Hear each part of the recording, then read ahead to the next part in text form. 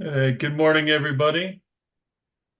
I have 9 o'clock on my phone. Madam Court Reporter, are we ready to begin? Seeing yes, let's go on the record. We are here for a hearing in case number 23-00289 TRR in the matter of the application of Bernalillo County Healthcare Corporation, DBA Albuquerque Ambulance Service for a change to its tariff. Today is Monday, April 15th, 2024. My name is Hans Muller. I will be the hearing examiner to preside over today's hearing. Let's go ahead and enter appearances, starting with Albuquerque Ambulance Service. This is Randy Bartel on behalf of Bernalillo County Healthcare Corporation, doing business as Albuquerque Ambulance Service. Good morning, Mr. Bartel. And Good staff. morning. This is Elizabeth Jeffries representing the Transportation Division of the PRC. Good morning. There is one official transcript of this proceeding. That is the transcript produced by our court reporter. She will supply that transcript to the commission and it will be maintained on eDocket. It is the only official transcript. No party is authorized to record this proceeding. Our court reporter will also collect exhibits from the parties and transmit them to the commission as the official record of exhibits admitted during this hearing. I gave you directions about exchanging exhibits utilizing Dropbox. And currently in Dropbox, I have exhibits 1 through 6 from Albuquerque Ambulance Service and staff exhibits 1 through 6. Does that sound correct for both parties? Whoops. Yes, on behalf of staff. I am not aware of 6 exhibits from staff. I'm sorry. I looked at Dropbox this morning. I think their number 2 through 5 are contained within staff exhibit 1. Okay. Yeah.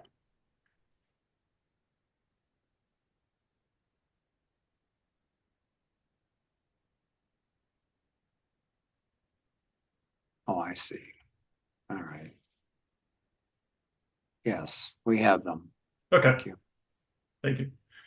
All the parties have appeared. No party has failed to appear. Today's session will probably be short, but we'll go for an hour and a half. And if we go beyond that, we'll take a 10-minute break. If we get to lunchtime, lunch will be from noon to 1. To the extent it's not going to interfere with our work. Today will probably be the only day we need. But this is basically for our court reporters so that she has time to rest during the day if we go longer than that. We'll probably finish in timely fashion this morning. Madam Court Reporter, you can interject at any time and direct people to slow down or adjust their audio so you can hear appropriately. Presentation of the evidence in this case would follow 1.2.233B, applications and petitions. The parties have filed an uncontested stipulation in this matter on April 11th, 2024. Due to the timing of the filing, as the hearing was already in place, we elected to continue with this hearing, both out of respect to our court reporter and proceed with this hearing as a basis to review the proposed stipulation. The rules for stipulations are contained in 1.2.2.20 NMAC, which apply to today's proceeding. Section 3 states that upon receipt of a stipulation, which would settle substantive issues, the commission or presiding officer shall conduct a public hearing to determine whether the stipulation should be approved by the commission, provided that in extraordinary cases for good cause shown, the commission or presiding officer may forego a public hearing. The proponents of the stipulation have the burden of supporting the stipulation with sufficient evidence and legal argument to allow the commission to approve it.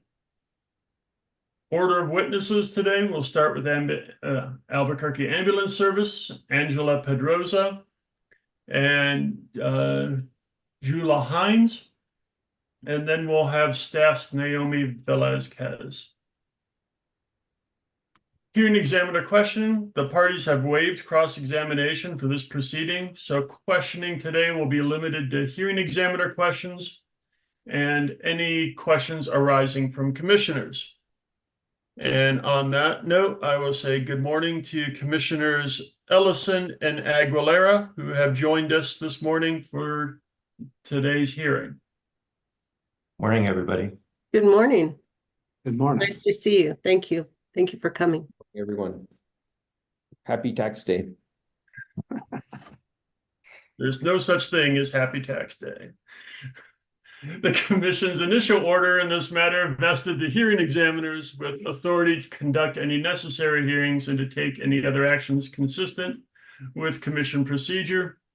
Under Section 62-6-4 NMSA 1978, the Commission, and by extension through the delegation of powers, the hearing examiners also exercise broad power to supervise and regulate utilities in order to protect utility ratepayers and ensure that the utility, or in this case, transportation company, provides reasonable and proper service at a fair, just, and reasonable rates.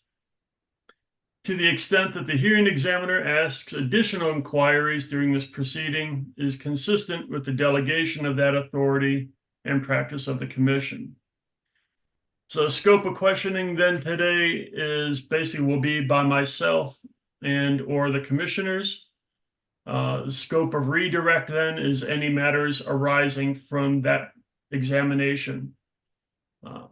I am not aware that anyone has signed up for public comment today. So there are no public comment. Is there anything else before we begin to receive evidence today? I would just like to suggest that we talk about admission of exhibits. We've listed on our exhibit list both the application and the amended attachments to the application, as well as the stipulated resolution. I would move to admit those for the record. I don't expect that any witness will be directly testifying about those documents so much as, well, unless the hearing examiner has questions about them. And then I would propose to introduce into evidence the direct testimony of the witnesses after they have affirmed their testimony. Okay. I do have one question, Mr. Bartel, before I do that. Can you identify which party regarding this regarding Exhibit 6, which is the stipulated resolution, which party is going to be responsible for reviewing the spreadsheet that was submitted for that? Who prepared that spreadsheet? I believe that Ms. Velazquez did that. Okay.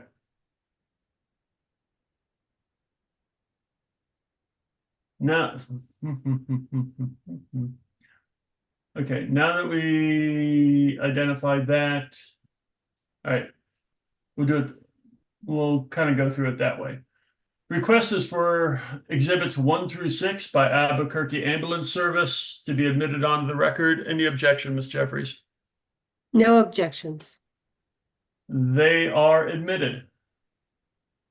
And Ms. Jeffries, would you like me to admit staff exhibit 1 through 6 while we're doing it? No, I'll reserve. I think we have a few corrections to make when we entered Okay. those exhibits. Thank you. Okay. Any other questions before we begin? Not from us. Okay, Mr. Bartel, call your first witness, please. At this time, I would call Angela Pedroza. Good morning.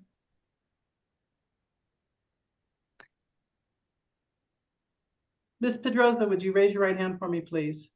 Do you solemnly swear or affirm the testimony you're about to give should be the truth, the whole truth, and nothing but the truth? Yes, Thank you.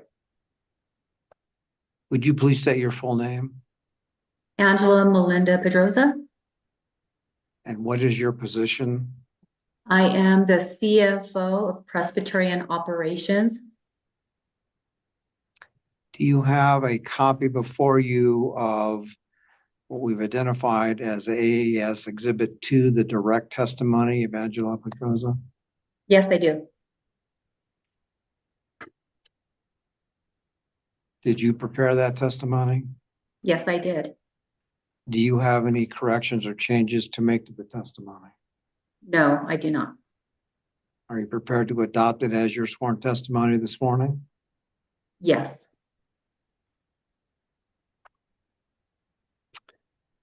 And then also, as part of the identified exhibits on behalf of Albuquerque Ambulance Services, AAS number 5.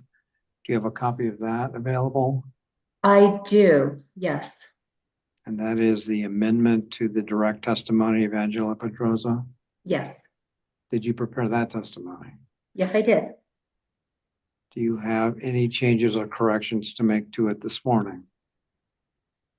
No, I don't. I do not.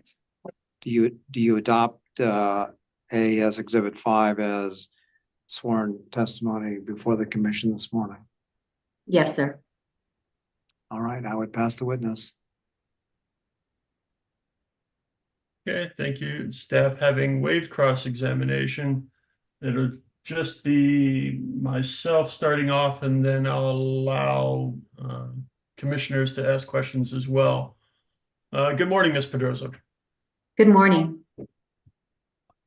Want to clarify, the first thing I want to clarify, and my purpose of today's questioning is to really help me understand the stipulation that's been presented, help me understand the spreadsheet that was presented as part of the stipulation, and just understand overall Albuquerque Ambulance Services' current financial condition.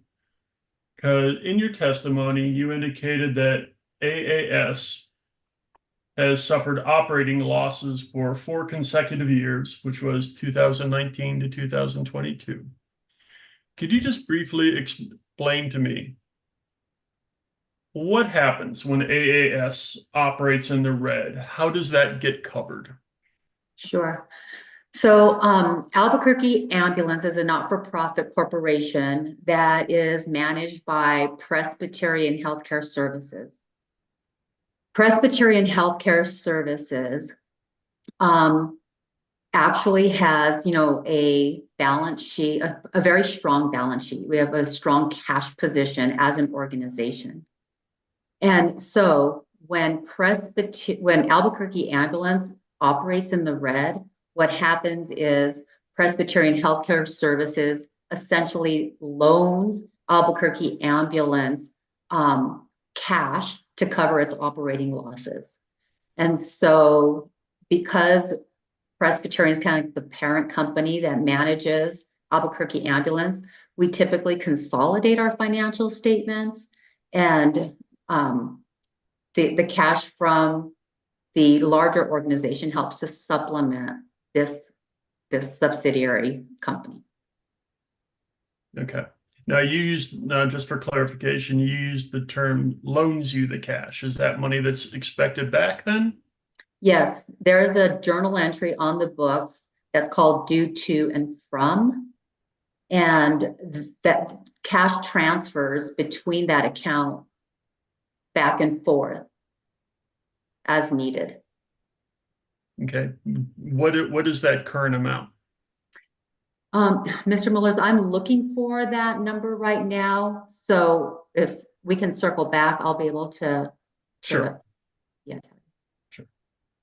Okay. The next line of questioning is I'm essentially going to, I've read the testimony. For the most part, I'm just going to be clarifying some of these questions on the record. So when we look at the attachment that was part of the stipulation, and I'm just bringing it up and increasing the size on it. my computer screen so I can see it better. Just give me 1 second.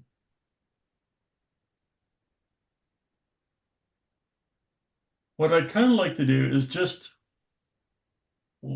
walk through, and for purposes of today, most of my questions are going to be going toward the income portion of it.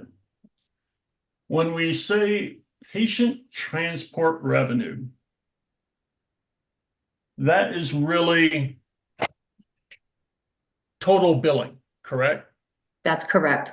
That is the amount of our fee schedule that is charged for the patient transport. Okay, so basically, if you received 100% of every bill that was generated, that's what that amount would be. That's accurate. Okay.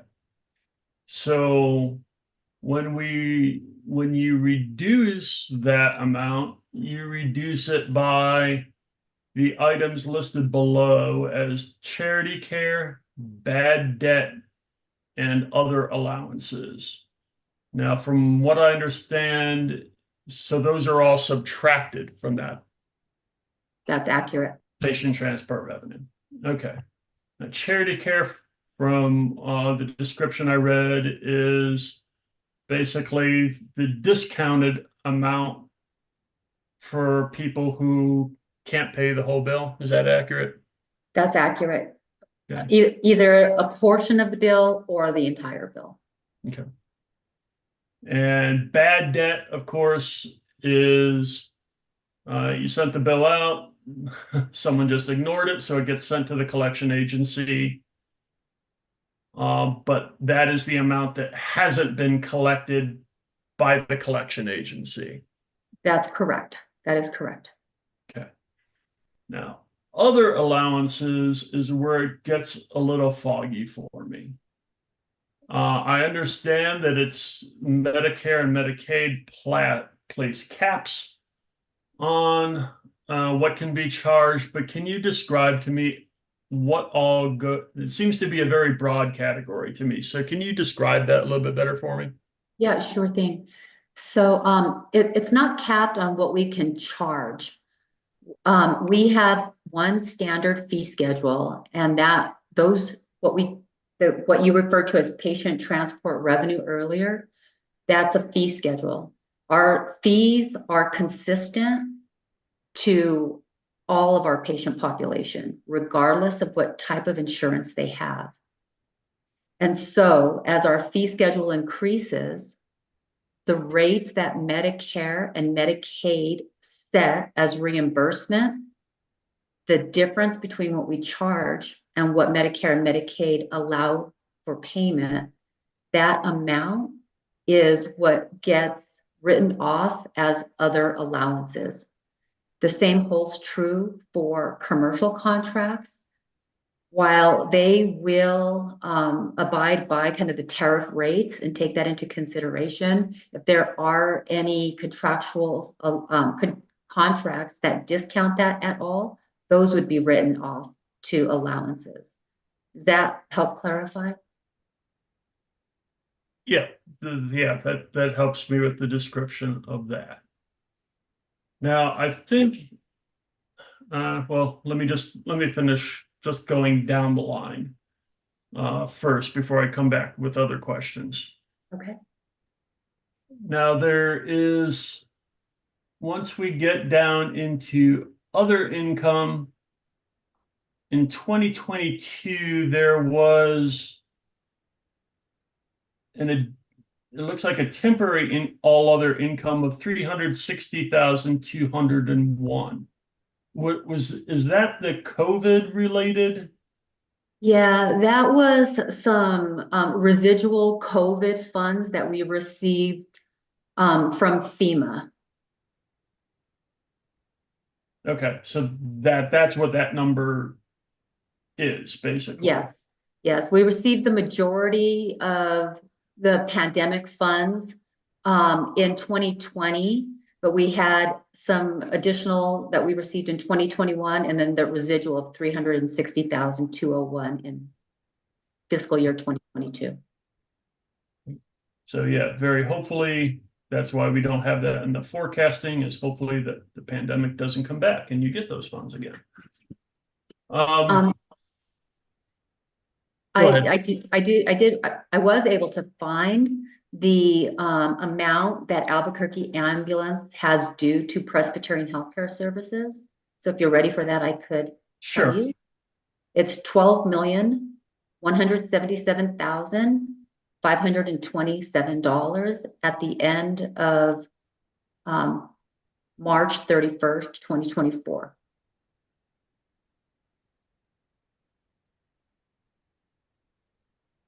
Is there any expectation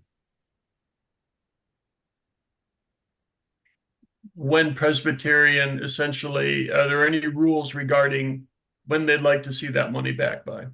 There is no due date. Okay, just a running figure, basically, that they obviously would prefer that closer to zero. Okay. In regards to, so that's COVID.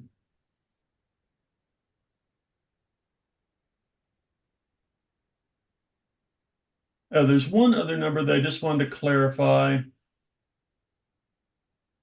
When it comes to the other allowances in our forecasting, there is a number in parentheses that is $7,072,367.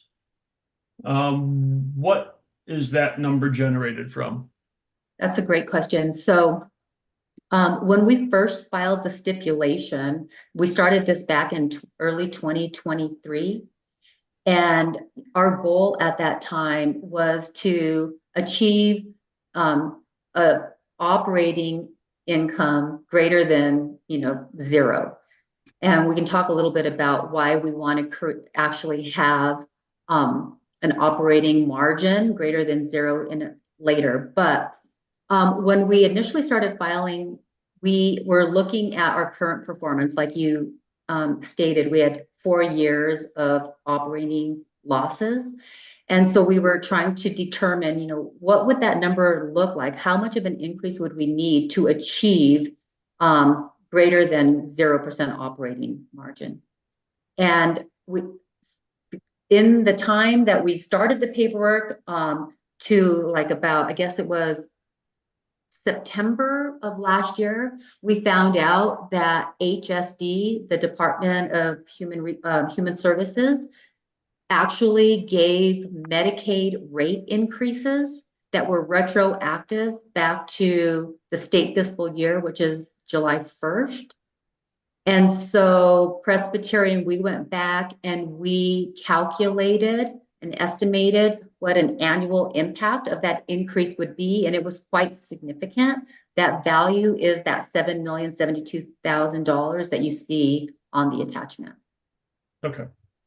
And that's why we actually came back and, refiled with lower rates, because that actually helped tremendously to Albuquerque Ambulance's bottom line. Okay. And that is a figure, since that's included in forecasting, that's a figure that's going to continue, that's 7 million. Yes, as long as the Human Services Department doesn't make a change to that. Okay. All right. So now when I'm looking at the forecasting model, I do have some questions, because I'm looking at the forecasting for the column that we have, which is essentially the staff offer or the settlement of 65% and 15%. And I'm going to compare that to the numbers in 2022. Okay. I'm comparing those two columns. First column is the patient transport revenue, with the projection is basically going from $62 million to $97 million. So that's about a 57.28% increase, which, if we're increasing our rates by 65%, makes sense to me. Similarly, we're expecting charity care to go from 4.8 million to 7.5. Once again, 57%. Bad debt to go from 2,132,000 to 3.354. Once again, 57%. Then I come down to other allowances, which goes from 23,634,000, jumps all the way up to 53,429,000, which is a jump of 126%. Explain to me how that number skyrockets compared to the 57% increase that we've applied to the other categories. Sure. So this has to do with the Medicare and Medicaid reimbursement rates. They are preempted from the tariff. So if I increase my charge for a patient transport by 65%, the entirety of that 65% increase will not be paid by Medicare or Medicaid. So it has to be written off as an allowance. And so roughly 79% of all Albuquerque ambulance transports are patients that have Medicare or Medicaid insurance.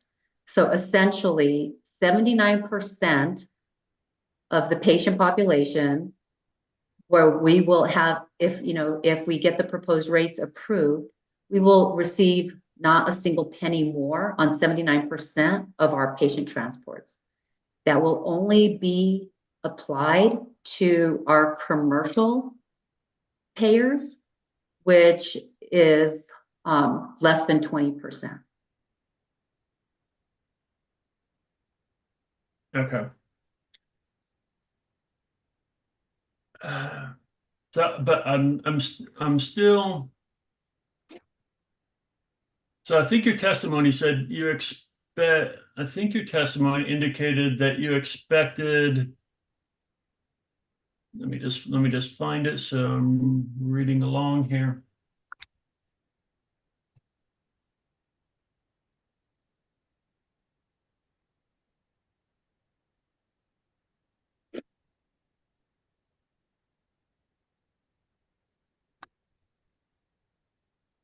I know that my testimony was like the amended testimony that I have was when we were requesting increases of 100%, but I don't think there is a number that is associated to the stipulated rates that is reflected in my testimony. I don't believe. Yeah, I'm just going all right, and this is your direct testimony on page 4, at the bottom of page 4, that you indicated the overall uncollectible rate would increase to approximately 75% if the requested rate increases are authorized. Right, if the requested rate increase was 100%. So as let's see.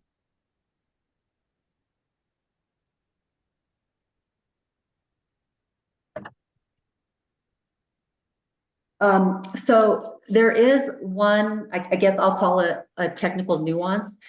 In my direct testimony, when I was creating what the other allowances would increase to, it was excluding, this was before the Medicaid increases came into effect as well. And so I'm wondering if that is influencing the difference.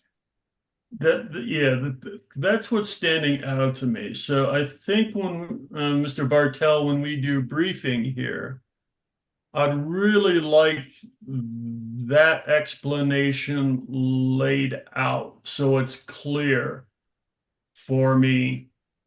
I mean, I initially read this over and I'm thinking, well, why should I sign off on anything above a 75% rate? And we're talking a significant amount, you know, in any column, basically. Since we did 57% there, I understand other allowances will go up accordingly, but that is quite the percentage increase compared to the other columns. So even though I think we're getting at why, I I don't have it clearly on paper yet. I think the explanation is there, like you're saying, but for Mhm. purposes of what's on the record now versus what I'd like to see on the record. And we'll have that chance to supplement that with briefing.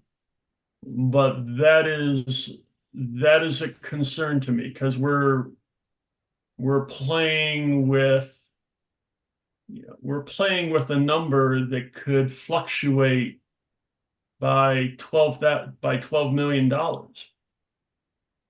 which when we're deducting that from our net income, or from our patient transport revenue is going to have a big difference in what we see as the net income. So Sure. I mean, I'd can I? really like that spelled out, maybe even in more detail than just other allowances.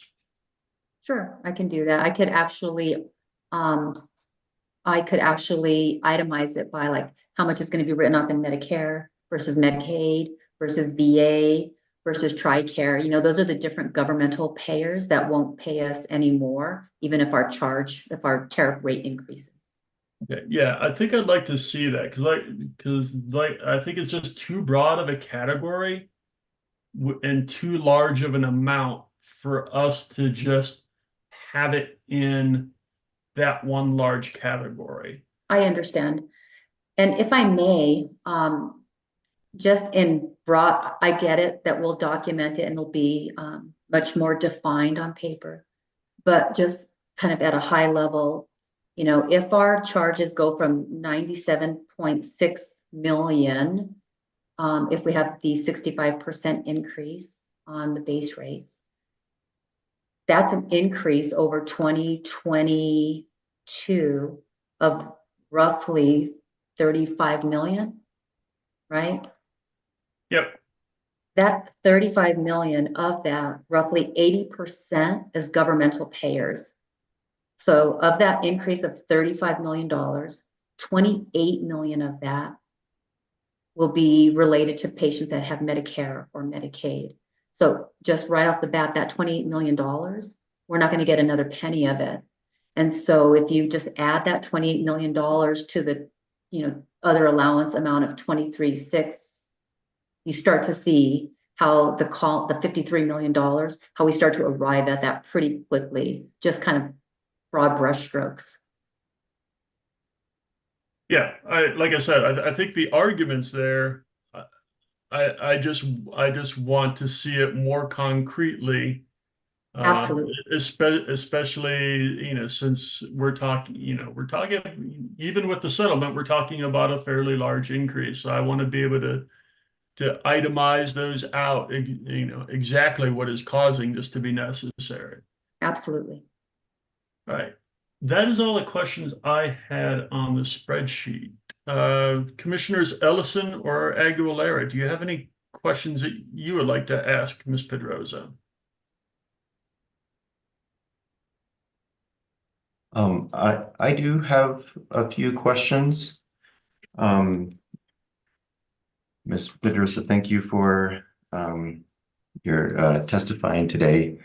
And so I was jotting down a few questions as we were going, and some that were kind of tied to questions I had before. So one, you noted that the way that you recover the costs that are not recovered from customers, or are able to continue to operate, is that you receive loans from PHS, Presbyterian. Do those loans carry any interest? They do not. They do not. Okay. And then on a related note, I read somewhere in the testimony that you pay for everything with cash because it is more economical to do so. Is that, from your experience, common in the industry? I'm not, I could not tell you, Mr. Aguilera, with other ambulance services, if that is something that is common. I don't know. I don't know. Okay. I will tell you Presbyterian for the healthcare component is, we typically buy operating equipment with cash. Okay. Thank you. And then with respect to the charity care, which, by the way, thank you. I think this is a necessary model for some customers who are just not able to pay. And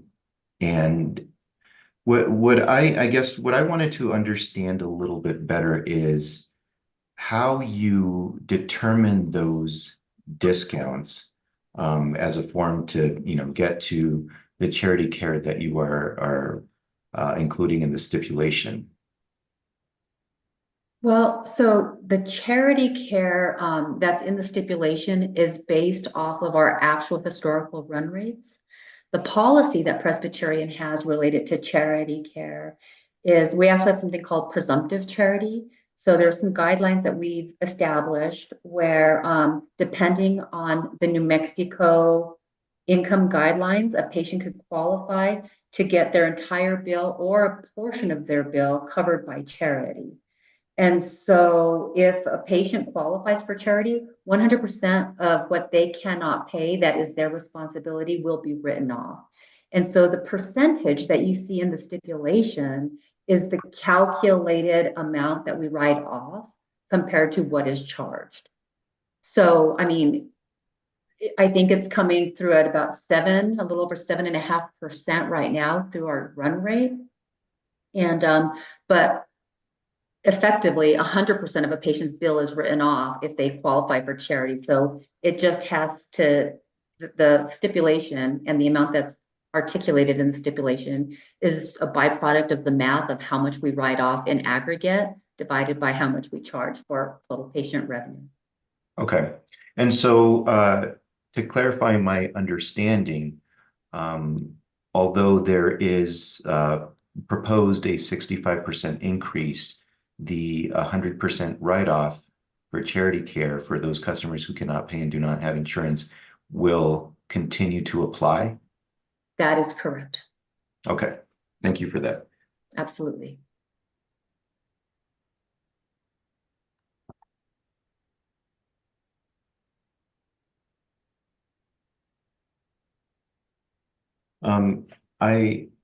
I think that that's it for now. Here in Examiner, I'm gonna look through my notes so that we're not wasting anybody's time and just double check. So if you wouldn't mind just checking with me before we're done. Sure, I might have one other question. sure. Thank you. Commissioner Ellison, any questions you would like to pose? Yes, I would. Thank you. Good morning, Ms. Pedrosa. I wanted to follow up with a few questions. One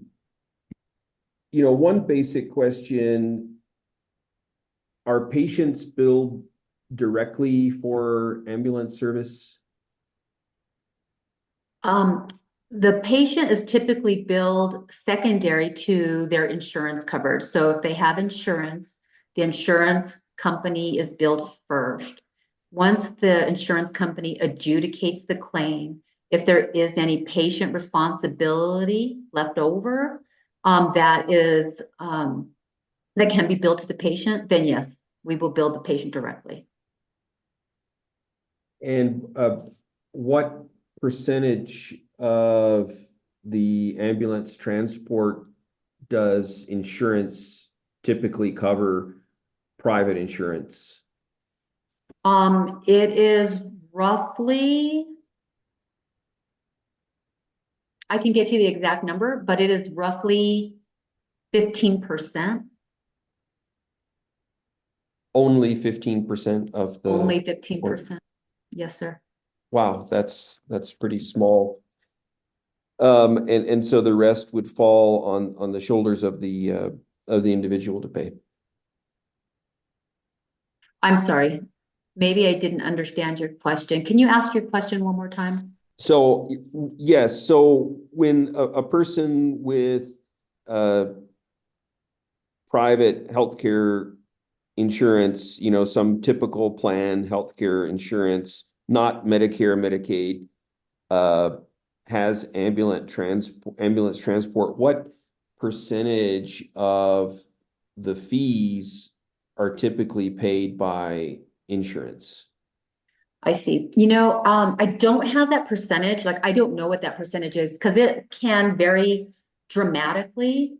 And the reason it can vary dramatically is especially recently where many commercial insurance have a plan called like the high deductible health plan. And so when something like that happens, if a patient hasn't met their deductible, their high deductible, 100% of the bill, if whether it's an ambulance bill or a hospital bill, would have to be covered by the patient before their insurance plan kicks in. Alternatively, right, some people have copay plans and their particular plan might state that they have to pay, $50 for an ambulance copay. So it really just varies pretty broadly depending on what type of insurance plan the individual has. I see, but there must be some average if you look at the patients overall who've been transported with private insurance, some 80% or 70% or some average. There probably is, and I can definitely get that information. I don't have it right now. Okay, I guess I was surprised when I looked at the spreadsheet on I think it's Exhibit 1 of the settlement document, where with the previous rate case, patient transport revenue of 53 million and bad debt of almost 10 million. Doesn't that seem like a high figure? Almost 20% of the total patient transport revenue? And that is related to the case that was filed back in 2014? It says previous rate case on the spreadsheet, so I assume that's the Yeah. case. I don't have the information related to that particular rate case that was done, but I will tell you that since that time, Presbyterian has established different guidelines for charity to make our folks that qualify for charity, it makes it easier for them to qualify for charity. So less is written off in bad debt and more is written off to charity. So I know that since that, over a decade, there has been a shift from bad debt to charity because of the different policies that Presbyterian has incorporated since that time. Okay, I appreciate that, and I can see that looking at the spreadsheet how there appears to be that shift between charity care and bad debt. Similar to how Mr. Mueller was asking about a breakdown of the other allowances, I'd be interested in seeing more of a breakdown on that patient transport revenue. You mentioned 79% of transports are Medicare, Medicaid customers. Just seeing a bit more of a breakdown of what, how the patient transport revenue is made up. Okay. Would be helpful. So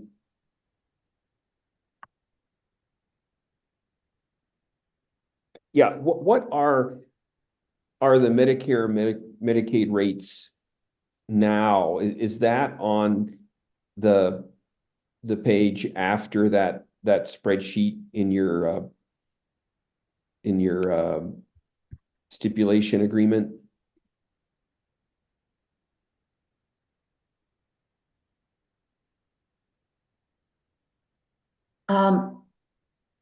Or these rates that you charge? I'm wondering how much Yeah. Medicare, Medicaid is reimbursing currently for transport.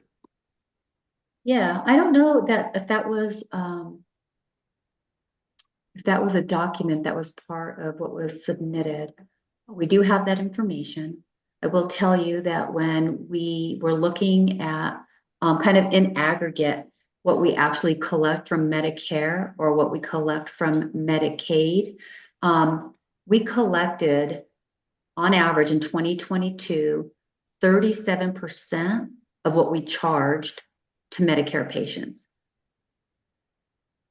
So 63% of what gets charged to Medicare gets written off in other allowances. When it comes to Medicaid, what we collected from Medicaid in 2022 was 41% of what we charged. So writing off 59% of total charges. And so you said the Medicare is 37% of what you charged, and the Medicaid is 41% of what charged. Correct. That was what was realized in 2022. Does this seem like a very sustainable model to you, where you experience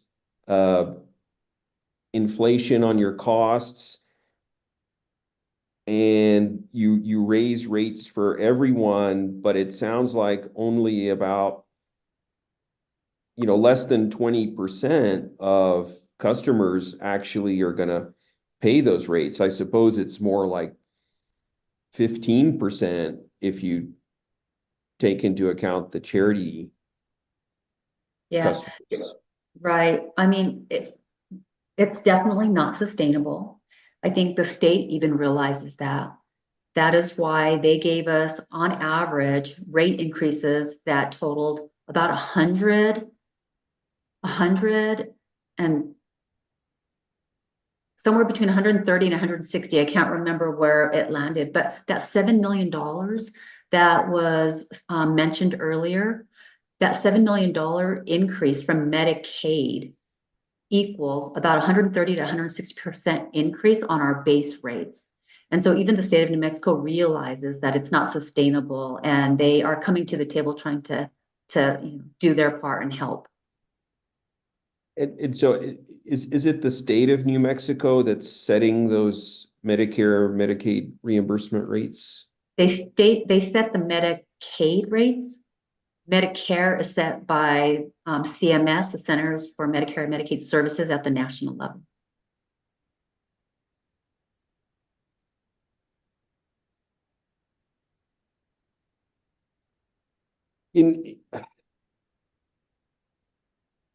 Right. I mean, and it seems to be a basic question of fairness as well. If the expectation is that 15% or so of the folks being transported are going to need to make the ambulance service whole. I mean, I don't know, that sounds a bit strange. I agree. It's unfortunate for sure. And that model is prevalent in all sorts of healthcare services, not just ambulance services. Right.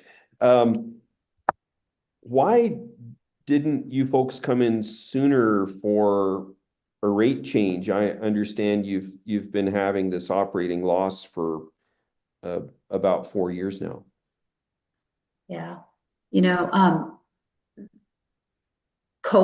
so, I mean, at the end of the day, when COVID happened, there were a lot of kind of unusual activities that were happening. We had to set up a vaccine clinic. I mean, the activity was different than kind of normal day operations for a while.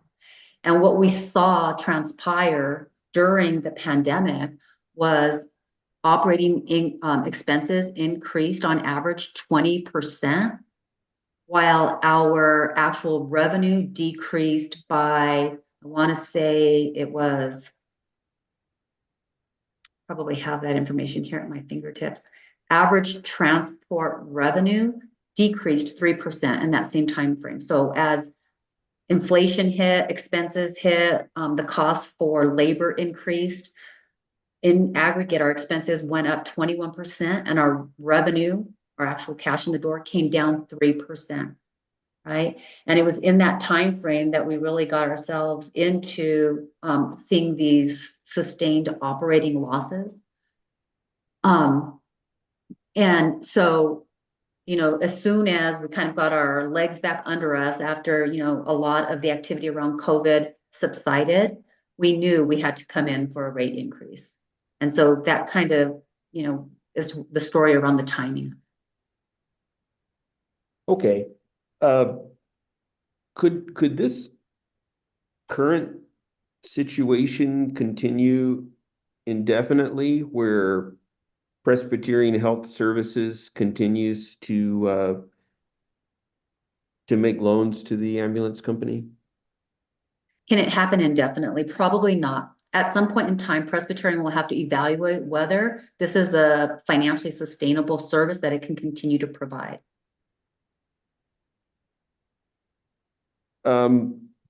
So in the stipulation, you have where the 65% increase in the basic transportation and the 15% increase in mileage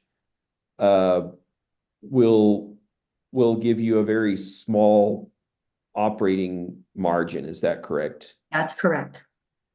Right now, we're estimating that to be about a 1%, a 1.2% operating margin, which would roughly be about $495,000.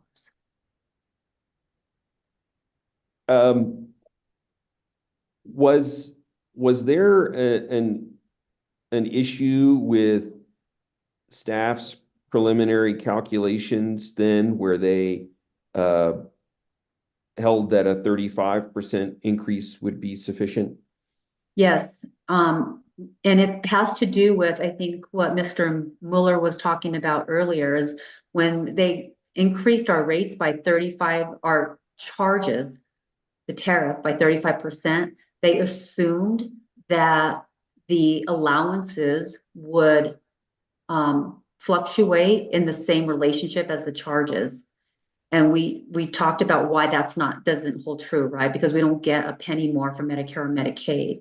And so when I had the opportunity to explain that to the staff, they were able to modify their model in the stipulation using kind of the right methodology in the background. Okay, thank you.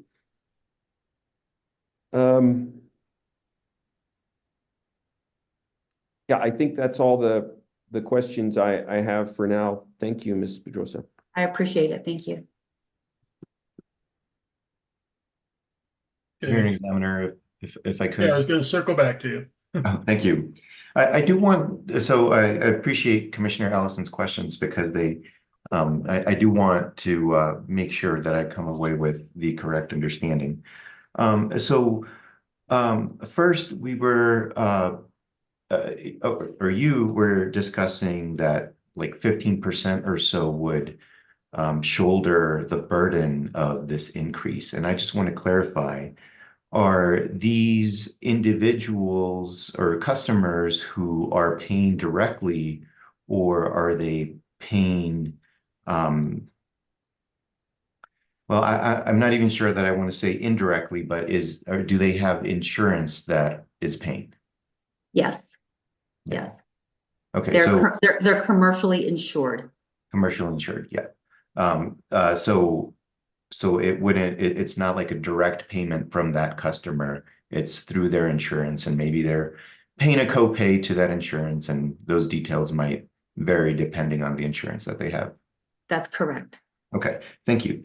And then with respect to whether, having Presbyterian subsidized to make up for any losses that you are incurring, we were talking about whether that's a sustainable model. And I'll just tell you what was going on through my mind is, if the hospital doesn't have an ambulance to bring patients to the hospital, I think that would probably decrease the number of patients that you receive. Maybe they go to a different hospital or a different facility that would take them there. And so I agree that at some point Presbyterian might need to reevaluate, though I question whether they would ultimately decide that it's not worth it to continue to subsidize. Yeah, I mean, we'd have to evaluate that, but I do want to point out that Albuquerque Ambulance, they don't just bring patients to Presbyterian Hospital. They transport patients to every hospital in the state and even throughout the state. Yeah. And so if we were to seed this business, if we decided in the future that we were not able to continue to financially subsidize it, if we can't get it to at least a break-even point, it would be a burden to the community for sure, right? Yeah. We would not, I mean, we're transporting somewhere between 90 and 100,000 patients every single year. There's not another ambulance service that could shoulder that kind of volume. It would be devastating to the community. Absolutely. And that's that's my point, is that it seems essential. Right. And so that's why I'm not sure that it's an easy decision to make, even if it is operating at somewhat of a loss. Absolutely. And I will say, we've it really, the pandemic really spurred on kind of a new baseline, right? And I mean, I don't know about you, but I've even seen it kind of in my own household expenses, right? And so it's being magnified kind of when I'm looking at it through my business lens and what's going on with Albuquerque Ambulance, when I see what's happened to labor since the pandemic. They call it the Great Resignation. We've really struggled recruiting and retaining paramedics and EMTs.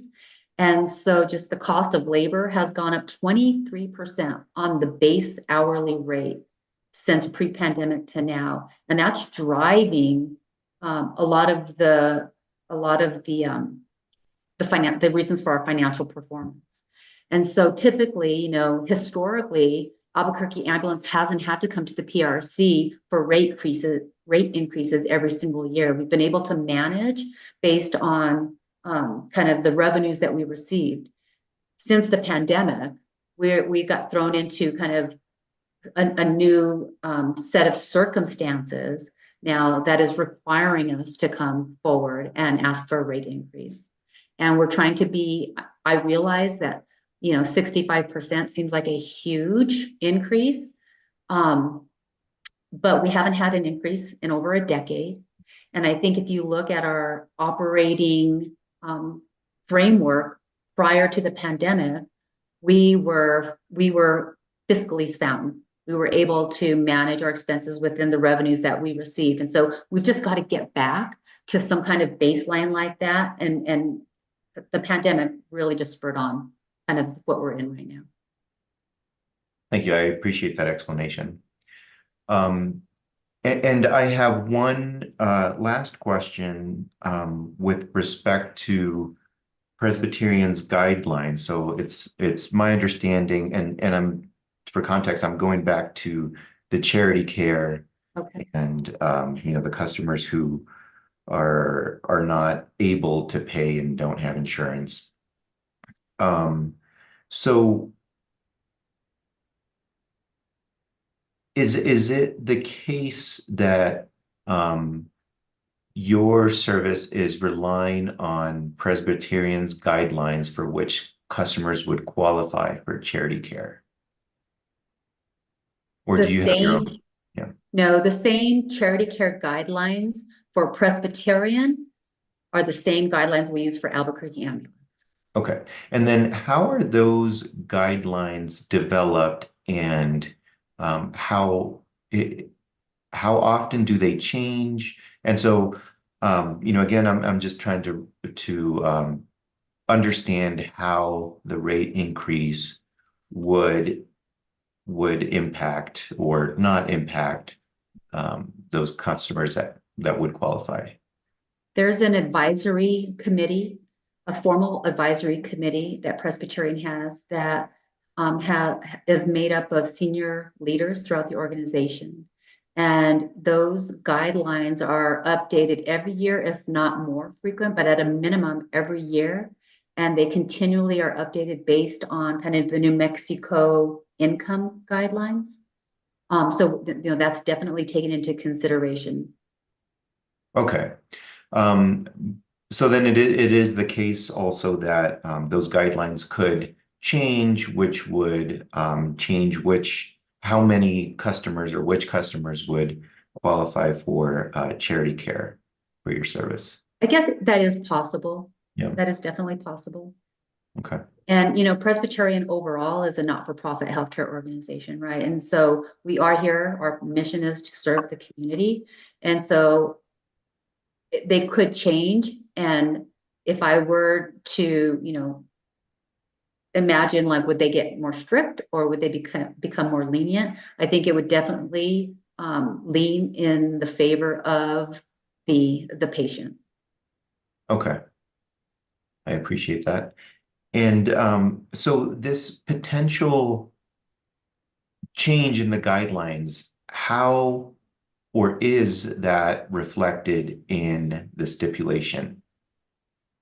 That it is not there. That is not something that was taken into consideration. Right. So you're going mostly based off of historical experience with the customer. Yes. Yeah. Yes. Okay. And what the current guidelines are. Mm-hmm. Yeah. Okay. I appreciate it, and I agree with you that you're essential. And so thank you for your service. That Thank you is for your all I had. I appreciate it. Thank you. Thank you. Okay, thank you. I have just a couple follow-up questions, then I'll hand you back off to Mr. Bartel. Just one thing I wanted to clarify for the record regarding charity care, which popped in my head with the commissioner's questions. To your knowledge, is there any limit, any cap that might be applicable to charity care? I just want to make sure we're not I essentially want to make sure we're not forecasting $7.5 million, but oh yeah, the cap is 6 million. Is there Yeah. any kind of cap that gets applied to any of those numbers where PHS just says we can't do anything more than this in a given year? No, Okay. no, there's no cap. Okay. And my next question is, I just want to kind of understand from you, the amended request was 100%. The settlement is 65%.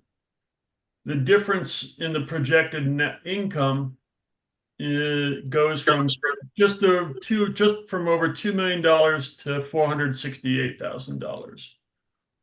What gets cut if we accept the settlement? That extra $1.5 million.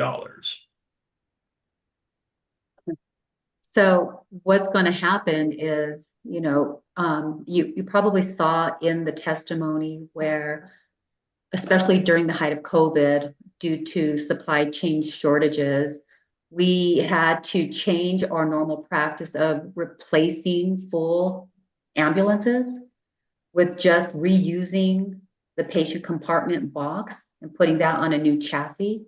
So we had to do that out of necessity because of the supply chain. But turned out that, we could expand the overall life of that asset by, and I'll let Julia talk to this more when it's her turn, but, it saved money. And we were able to do that kind of out of necessity. So we'll adopt some of those learnings that we experienced through the pandemic into our operating model going forward. Additionally, we won't be able to pay back the loan to Presbyterian as quickly as we would like to. And so that's going to definitely slow that down. That's not what we want, but I will tell you that, in our conversations with the staff, going from 100% down to 65% was, us coming together to, reach something kind of in the middle. Okay. So let me just kind of, is AAS, let me rephrase it. Is AAS committed to fully funding projected operating expenses with that 65%? Yes. Okay, that's one of the $1 million questions I wanted to hear, because, and it got a big smile out of Julia too. Because I just want to know, like, that extra that's, is that $1.5 million less that we're just paying back to Presbyterian out of that 12 million, or are we going to take that cut out of operating expenses? So you're telling me we're going to fully fund operating expenses? We're going to fully fund operating expenses. Okay. That's all the questions I had. Mr. Bartel, redirect, please. Ms. Pedrosa, you were asked several questions about the overall bad debt, charity allowances, and other allowances reduction based on the proposed stipulated increase of 65% in the base rates and 15% in the mileage rates. Has that overall calculation been done by Albuquerque Ambulance Service? Yes. And what is the overall, to use the term CD&A, rate based on the proposed stipulated increase? So that the increase, and this is going to exclude the $7+ million that Medicaid, based on the Medicaid rate increases. So before that increase, if the base rate increased 65%, total write-offs are going up, charity, bad debt, and other allowances, by $33.7 million.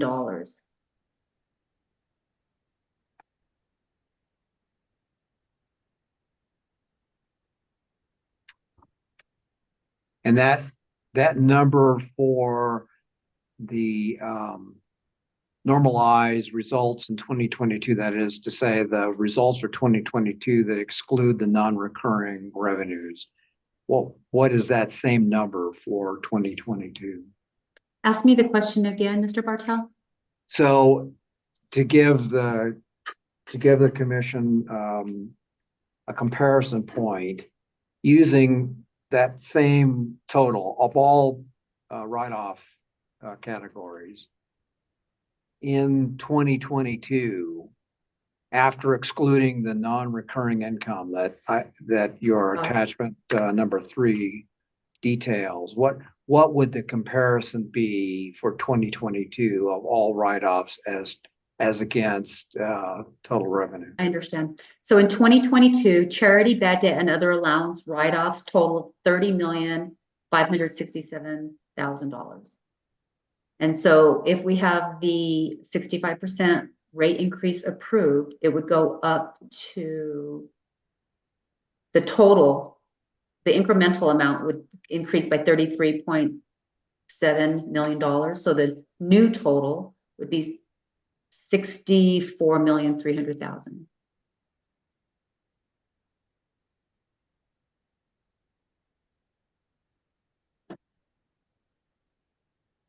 not to the penny, but rounded. Yeah.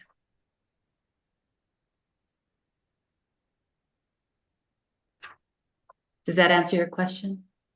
Yes, I just wanted to see if we could supply that piece of information.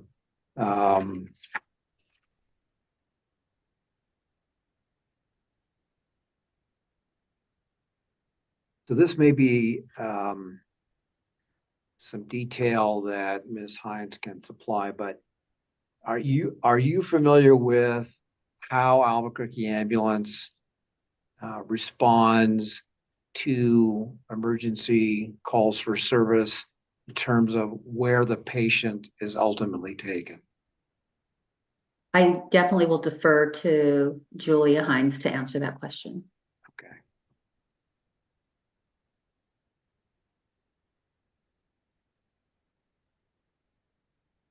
All right, those were the follow-up questions that I had. Thank you. Okay, thank you, Mr. Bartel.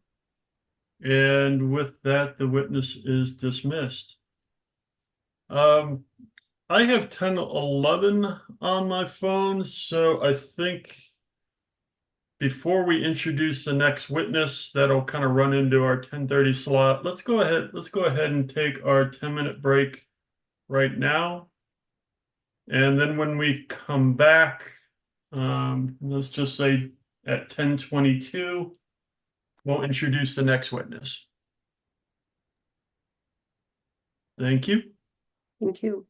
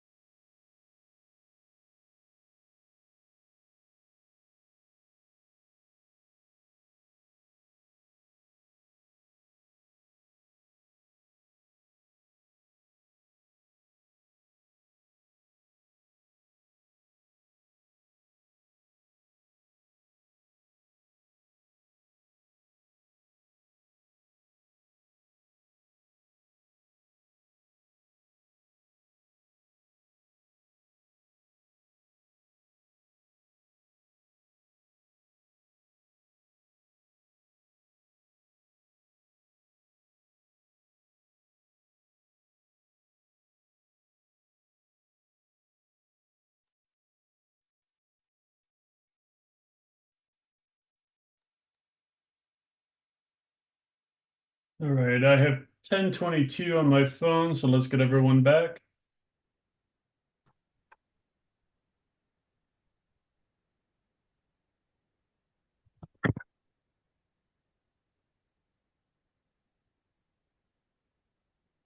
Madam Court Reporter, are you ready to go?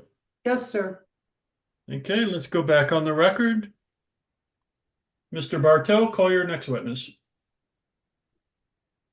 This time I would call Julia Hines. Ms. Hines, would you raise your right hand for me, please? Do you solemnly swear or affirm the testimony you're about to give should be the truth, the whole truth, and nothing but the truth? Yes. Thank you. Would you please state your full name for the record? My name is Julia Ray Hines. And what is your position? I'm the chief at Albuquerque Ambulance. Do you have a copy of what we have marked as AAS 2, three, the direct testimony of Julia Hines available to you? I do. Did you prepare that testimony? Yes, I did. Do you have any corrections or changes to make to it this morning? I do not. You adopted as your sworn testimony in these proceedings? Yes. I pass the witness. Okay. Good morning, Ms. Hines. Morning. Thank you for joining us. The good news is I don't have as many questions regarding the expenses as I did about the income. So, in fact, I'm going to give you a fairly wide palette to put on the record today. Because it's my understanding, I just want to begin by putting on the record essentially the massive problem that was maintaining EMTs during the COVID crisis. And based upon your testimony, you said the wages and benefits increased by approximately 23%. I personally had a couple friends who were EMTs during COVID and was well aware that, to use a sports analogy, they were the hottest free agents in the market. Could you basically tell me the current, what issues are currently before AAS in recruiting and retaining EMTs? Absolutely. So to look a little bit historically at recruiting and retaining EMTs and paramedics, we always found ourselves in competition with other public safety agencies, places like the fire department, where they have wonderful retirement benefits. We would lose employees to progressions in the healthcare industry. They'd become PAs and physicians and respiratory therapists. They go on to nursing. We'd have this really beneficial attrition. That was kind of the known competition that we had. Then, like, as time progressed, we started to lose, and this was even pre-COVID, we started to lose EMTs and paramedics into new settings. So urgent cares and emergency departments started using EMTs and paramedics. And so, like, the pool of job opportunities really increased. And there weren't a lot more EMTs or paramedics being going through programs in the state of New Mexico. So that kind of like expanded the pool and further shallowed the employee pool. Then during COVID, as we saw inflation rates go up and we saw salaries really spike in industries that weren't even healthcare. So Target, I think we all saw different advertisements for people paying a certain amount per hour. We started to lose employees, especially as burnout set in, as workloads were so high, as all these challenges that I'm sure we've all heard about during the pandemic came in. We started to lose employees outside of the healthcare field completely. So we all were facing these three different pools of competition, kind of this traditional one, then this difference in healthcare setting where people could find a more controlled environment, perhaps safer work. They were in hospital, in a clinic, and then to lose them outside of the healthcare industry completely. So what all that brings together is that we We saw a lot of folks leave during COVID, but we also have had to make really deliberate attempts to recruit outside of the state of New Mexico. And that comes with expense. It comes with sign-on bonus expense. It comes with relocation bonus expense.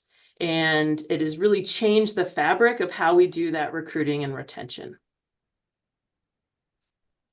Has that stabilized at all post-pandemic, or is it still pretty much a new, you just kind of described all the circumstances that go into it be a new recruiting world? Is it stabilizing at all, or is it still fluctuating? I think it's stabilizing as the new world. So we had to institute these sign-on bonuses. They have largely remained. And as sign-on bonuses become an industry standard, it doesn't look like it's anything we could remove without eliminating like that competitive advantage, or at least that level playing field for us. We are doing a lot of work around trying to right-size the wages and benefits package so that we can stabilize it some. We had some good success with our EMTs over the last couple of years, but our paramedics still remain a pretty transient workforce. And we continue to work on wages and benefits as the means of trying to stabilize that. Okay, so that leads right into the next question. So how important is the settlement 65% towards that goal? How important is that? So I would say it's very important. Wages and benefits, I believe, are 2/3 of our operating expenses. So being able to keep up with the demand of the industry and the demand of exterior industries and how they're funding paramedic wages and benefits is critically important. And this gives us the opportunity to reinvest in that workforce and make sure that we're able to really meet the demands of our community using an experienced and engaged workforce. Of that, you said it's that accounts for quite a bit of the expenses. Excuse me, Mr. Hearing Examiner. It looks like we had some people kicked out of our meeting, and I'm getting They are slowly Okay. trickling back in. It looks like we lost the building, Yeah. basically. Okay, thank you. That's why I don't go into work anymore. Oops. I thought it was something I said. No, we lost the PRC employees who were in the building, but they are slowly coming back in. Okay. So with that percent, the salaries and benefits being such a large percentage, can you identify for me, just percentage wise, what percentage of that is like how I would say upper management? What percentage of that is strictly the EMTs? Can you break that down just a little bit more for me in terms of the main driving costs there? Are you referring to a breakdown of salary and benefit costs based on those? I'm kind of going from a number of EMTs, number of managers, or anything at the top, basically top executive management. What's the main? What is the majority of that percentage there? So I'm not positive I'll be able to answer your question exactly. We're budgeted for around 365 full-time equivalents, so 365 40-hour per week employees, although of course some are going to be part-time and some are going to be PRN, but it's around if all of them worked full-time, it would be 365 full-time employees. From there, we also, it's a little bit tricky because we have more frontline employees than just the EMTs and the paramedics. So we have logistics techs that are prepping and washing the ambulances. We have dispatchers that are doing call intake and dispatching the ambulances out in the field. We have mechanics. So we really have a significant amount of frontline staff that isn't just EMT and and paramedic. And then we also have frontline staff that serves in supervisory roles, but they also still remain on ambulances. So, if you'd like specific numbers, we can provide that, but approximately of those 365, about 130 to 140 of them are EMTs.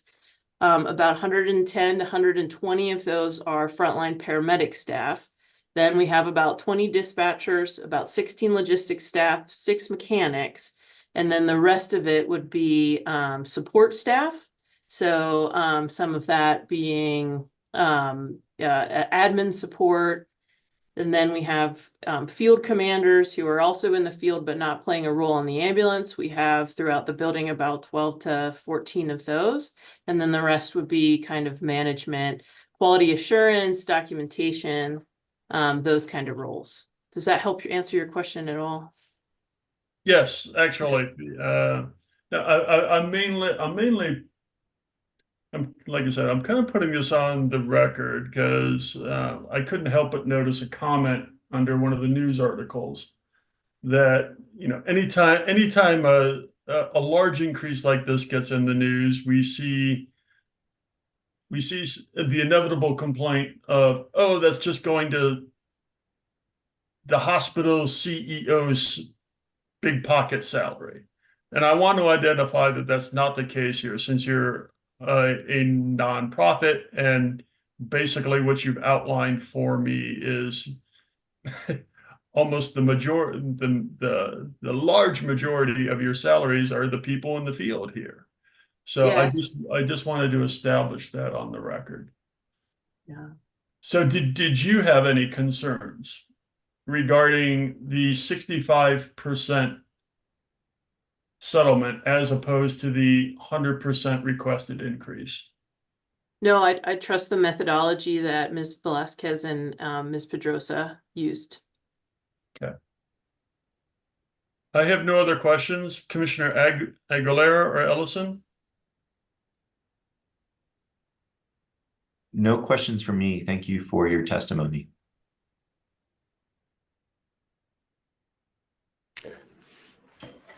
Hi, Ms. Hines. I just had one question. I probably should have asked this of Ms. Pedrosa, but I was wondering, is the ambulance service receiving any subsidies currently from Bernalillo County or Corrales? No, sir. Okay, and from no other state entity? Correct. Okay. All right. Well, I guess I didn't have any other questions, but appreciate what you do. Thank you. Thank you so much. Mr. Bartel, any redirect?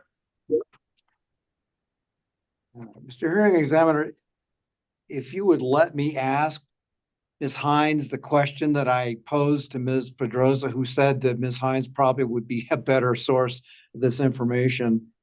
Sure.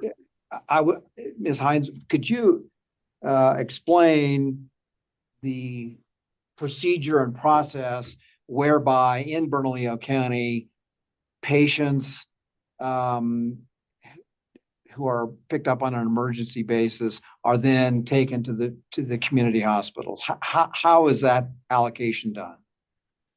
Albuquerque Ambulance is part of the ABC EMS protocols, which are the Albuquerque Bernalillo County EMS protocols. It governs Albuquerque Ambulance, the City of Albuquerque Fire Department, and the County of Bernalillo Fire Department, as well as a number of other agencies around us. And in that, in those guidelines, there is a guideline around how patients are to be distributed or transported to hospitals. And so that is what governs us. And that guideline states that we will take a patient to the closest appropriate hospital of the system of their choosing. So if a patient states they'd like to go to a Loveless facility, we go to the closest appropriate hospital that is of the Loveless facility, with really 3 exceptions. If there's a mass casualty incident, there's an overall plan in the Albuquerque Bernalillo system about how those patients are distributed so no one hospital gets overrun. The second exception would be if a hospital is on a divert status of if they have a disaster, if they're overwhelmed by patients in that situation, they can divert to a different hospital. And the third being for specialty care. For example, UNM Hospital is the level 1 trauma center in New Mexico. If a patient who was appropriate for a level 1 trauma center requested to go to Caseman Hospital in Albuquerque, that would not be appropriate, and we would take them to the level 1 trauma center, which is UNM. So really, it's agnostic to the fact that Albuquerque Ambulance is part of Presbyterian. It is based on first the patient choice and then secondarily the appropriateness of that hospital.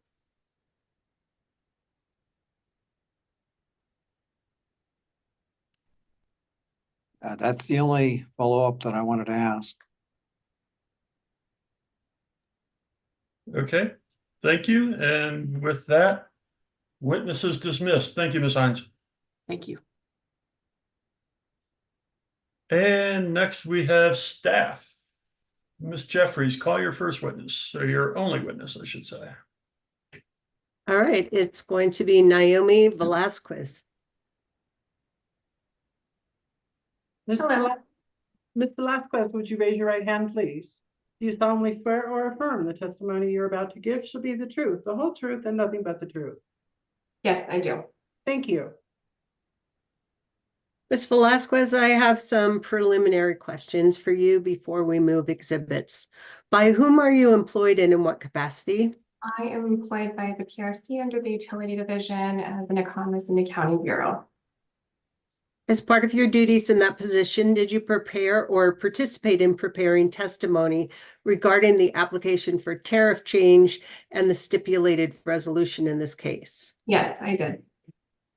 I've set before you documents marked as staff exhibits 1 through 6. Can you identify each of those documents? Yes, it's my original testimony. Sorry, let me get that again in the Dropbox.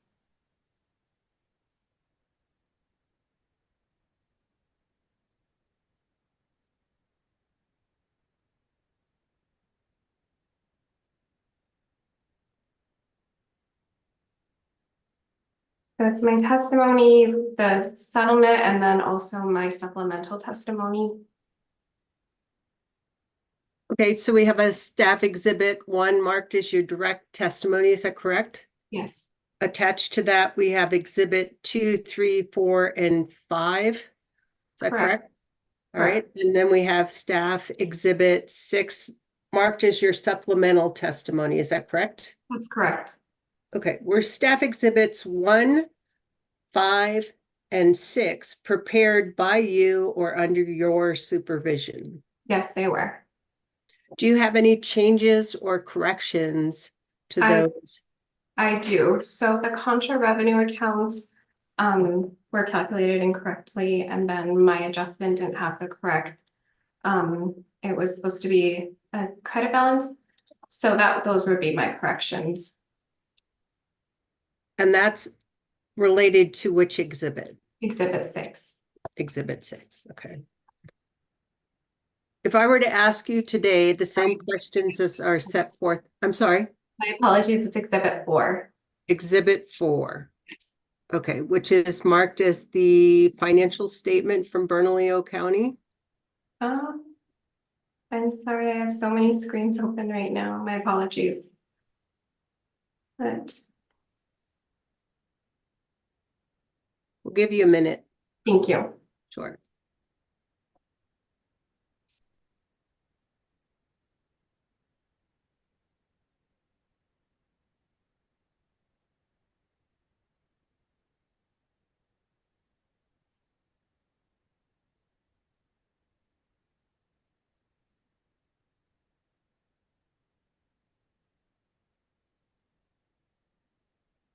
So it's listed under exhibit 1 in the Dropbox.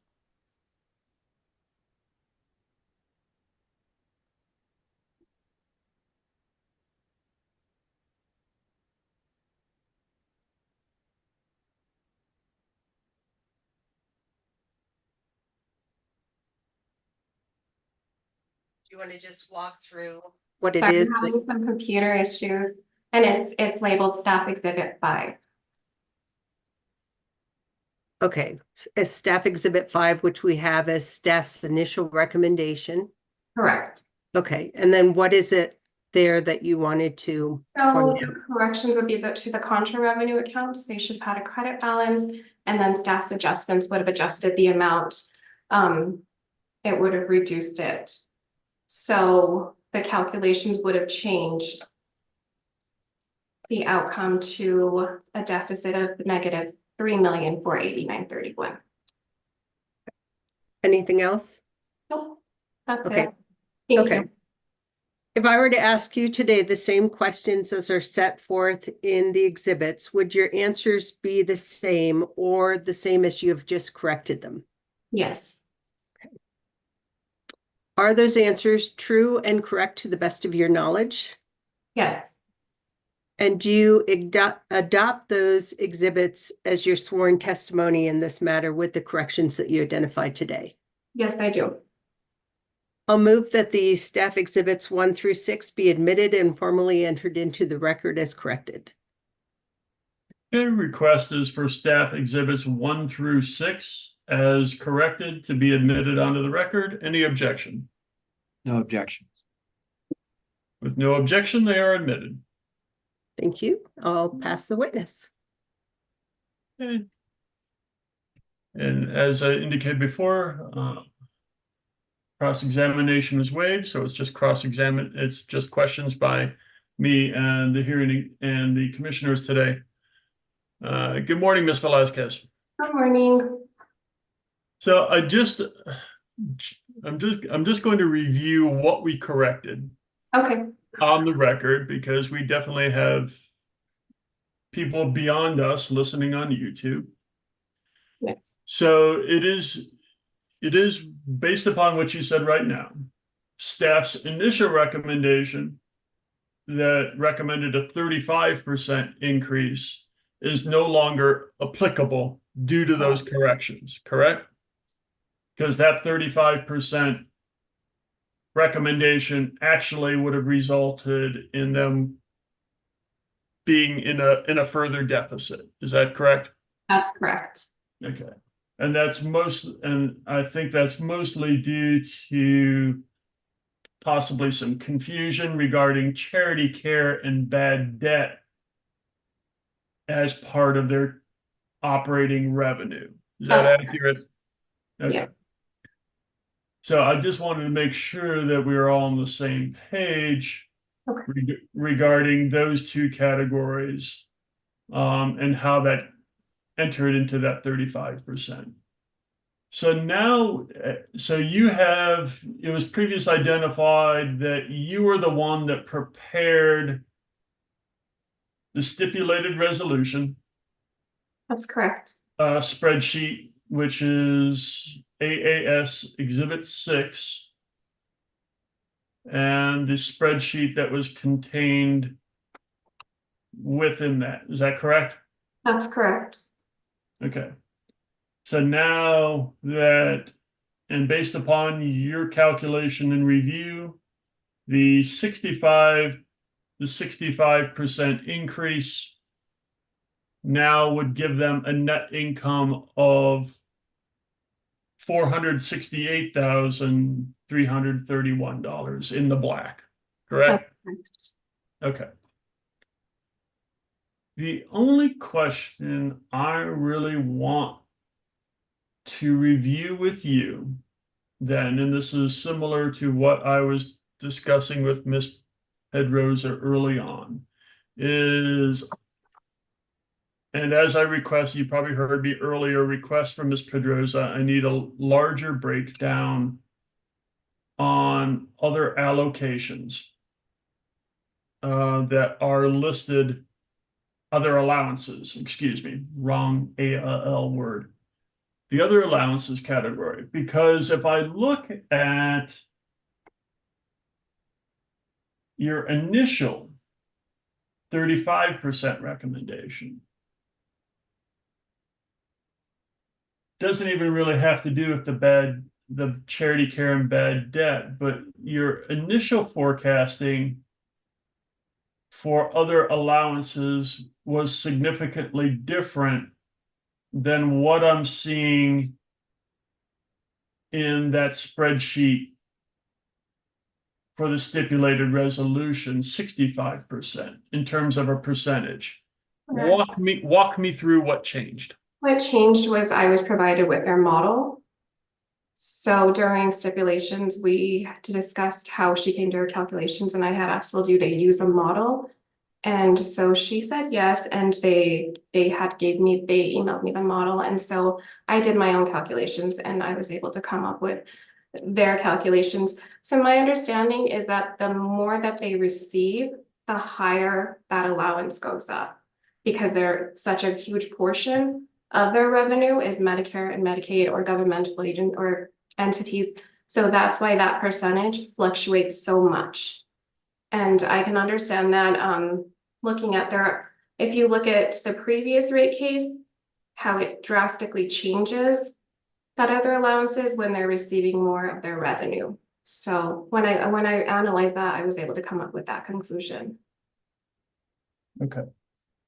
So, I mean, obviously, like I said, since you provided that spreadsheet with the stipulated resolution, that is now your accurate forecasting regarding those three categories of charity care, bad debt, and other allowances, correct?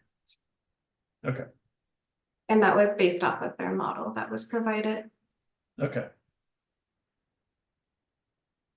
That is what I wanted to put on the record. Commissioners, questions from the commissioners? Hearing examiner, your points covered what I would have wanted to highlight, so thank you for that. And Ms. Velasquez, thank you for your attention and work on this case. Thank you. Okay. Commissioner Ellison? Yes, hi, Ms. Velasquez, good morning. Good morning. I just wanted to, I guess, make sure that I completely understood the differences. Is there an actual spreadsheet that's available on the Dropbox? Is that right? Not on the Dropbox. We can provide it though of our calculations. I don't know if you want the exhibit and the calculations, or if you want the model. But yes, they can be provided with what I have. Okay, sure. I'd be interested in seeing what you have. So if it's both of those, that would be great. And just to understand the difference between what you did initially, was it the other allowances was not increasing as Correct. the revenue was increasing? Correct. Yeah. Was that the only difference, or? No, I feel like we were able to come to terms with like charity care and bad debt.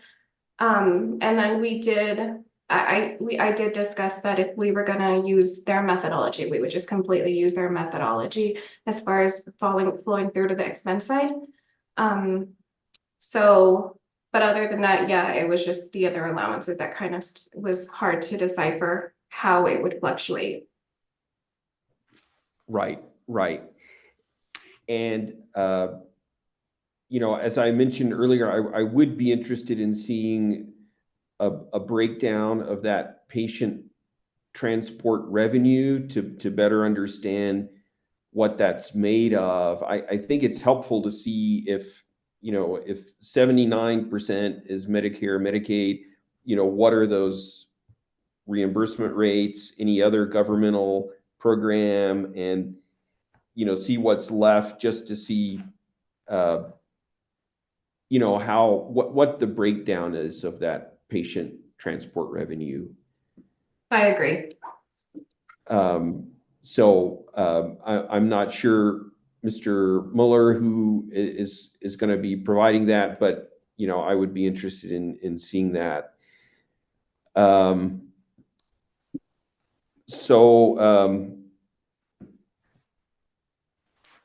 if we look at that, Exhibit 1, I guess, on the stipulation, we see, looking at the 2022 numbers and then the 65% rate increase that's on the table now,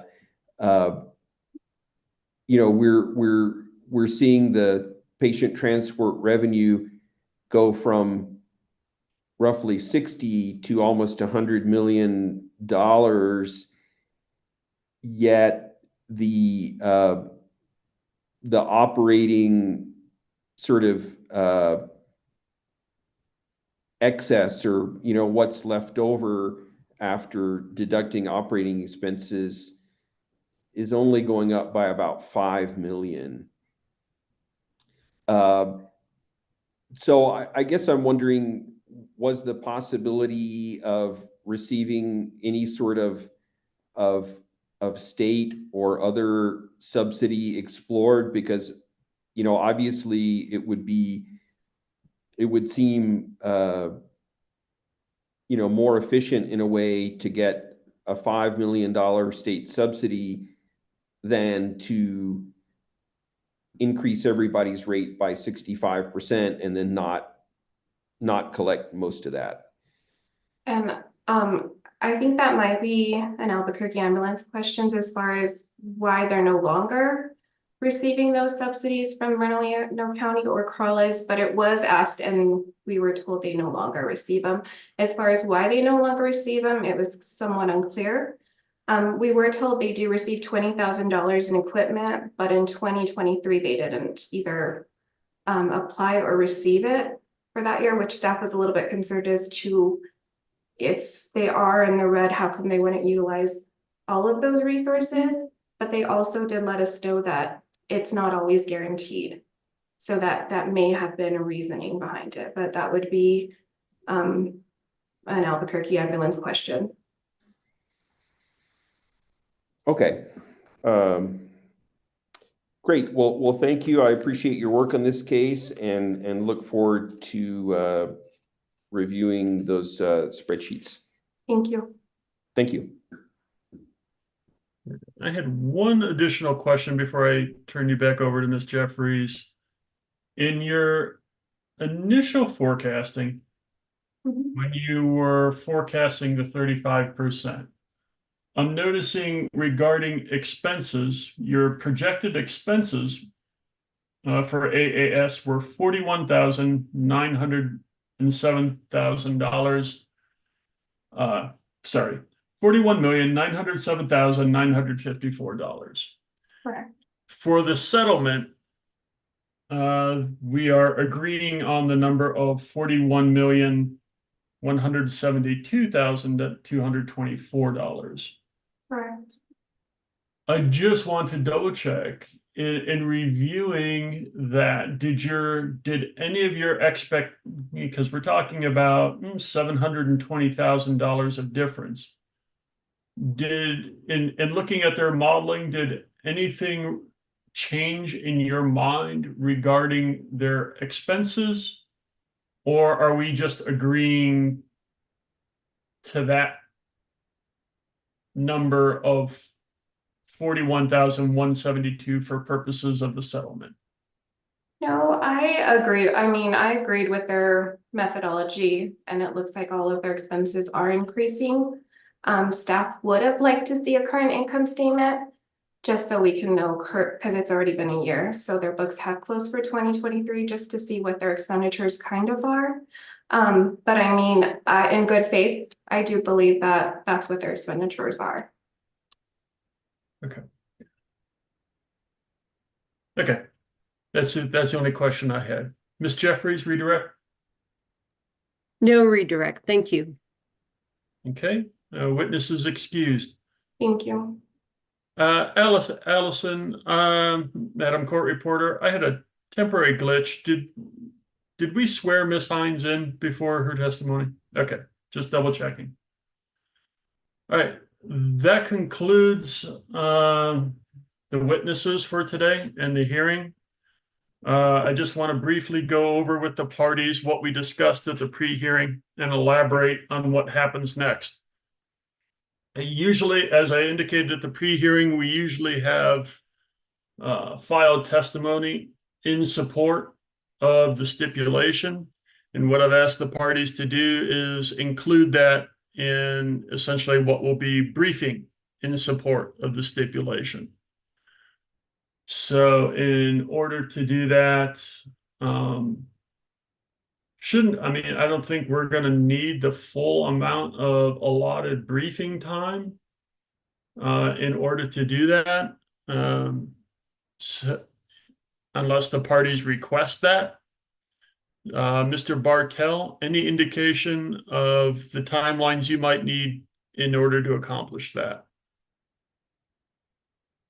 I think if we could have 10 days, at least after the availability of the transcript, that would be helpful. Okay. Ms. Jeffries, any preference? No, that's fine. I'd agree to that. Okay, let's do 10 days after the transcript is available then. To get that in, obviously I think we aren't going to need response briefs since we're both filing in favor of the stipulation. So it'll just be the initial briefing. I'll get an order out. I will have certain questions. Obviously, you can, the terms of your narrative of your brief are your own. I will probably have some additional questions just to make sure those answers are contained in the briefing. We've already elaborated on some today, so you kind of know what to expect. I definitely want a more detailed breakdown of the other allowances. I believe Commissioner Ellison asked for just a greater breakdown of the first revenue category, which is patient transport revenue, just to gain us some additional clarity as to those calculations. I know I hesitated when I said that when I heard that staff could provide the model. I think that would be kind of a confidential issue. So I'll have staff and Mr. Bartel work that out. The modeling is usually provided under confidential circumstances. So I will basically say I expect to see the forecasting that was done. But if there is a confidentiality request regarding the model, please make that request, since I think that is the standard when we have items like that made. Beyond that, as I indicated at the pre-hearing, I expect briefing to have affidavits attached, which are essentially the filed testimony in support of the stipulation. I think that will cover it. I'll try to get that out in the next couple of days, so you're not waiting on it. Allison, are you on your regular schedule? Are you on your regular schedule for the transcript, or what is your status looking like? I am fairly caught up, so I don't anticipate it taking the 10 business days. Okay. So, it sounds like we'll have the transcript, ahead of the 10 days. I'll have this order out in the next couple of days so we know what to expect. But I think we did a pretty good job covering everything that I wanted to put on the record today. Because like I said, initially this gets that knee-jerk reaction of 65%. But I think we've started the dialogue, did a good job doing the dialogue today of showing why that is going to be necessary moving forward. So I appreciate everyone's professionalism today, as always. That is always the decorum that I appreciate in my courtroom. And with that, thank you, Commissioners Aguilera and Ellison. for joining us today. Any closing comments, commissioners? Mr. Mueller, I might just mention, I certainly didn't intend to request some document that may be confidential. So I'm perfectly happy to review staff's calculations and not the model if that is indeed covered by confidentiality. Okay, well, I'll have AAS respond if that is something they want to provide or something they don't want to provide under confidentiality purposes. If they want to provide it, great. I just wanted to make sure we covered that, but if they do Sure. want to provide it and they do want confidentiality, I just need a request in the docket. Sure, but thanks to everyone today for the hearing. Appreciate everyone's participation. Thank you. Thank you.